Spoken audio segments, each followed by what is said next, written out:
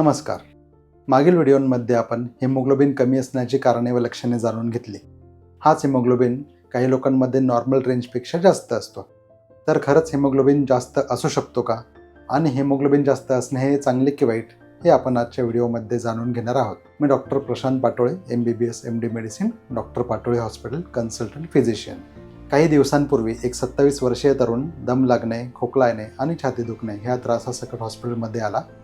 खोकला असूनही त्याला तापाची कुठलीही लक्षणे नव्हती आणि ऑक्सिजन सॅच्युरेशन फक्त 88% इतके होते. CBC तपासणी केली असता त्याचा हिमोग्लोबिन 19.4 इतका जास्त होता. आजाराचे कारण शोधण्यासाठी एक्स-रे चेस्ट आणि 2D इको या तपासण्या केल्या गेल्या. हिमोग्लोबिन जास्त असल्यामुळे रक्तामध्ये गुठळ्या होण्याचे चान्सेस जास्त असतात. या गुठळ्या मोठ्या रक्तवाहिन्यांमध्ये ब्लॉकेजेस करण्याचे काम करतात. क्लिनिकोपॅथॉलॉजिकल कोरिलेशन केल्यावरती CT पल्मनरी एन्जिओग्राफी ही तपासणी करण्यात आली व या तपासणीमध्ये फुफ्फुसाच्या मोठ्या रक्तवाहिन्यांमध्ये गुठळी आढळली. पल्मनरी एम्बोलिझम असं या आजाराचे निदान करून डॉक्टरांनी इमिजिएट ट्रीटमेंट स्टार्ट केली.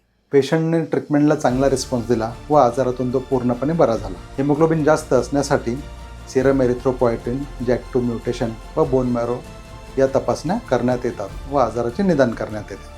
अशाच उपयुक्त माहितीसाठी आमच्याशी जुडलेले राहा. धन्यवाद.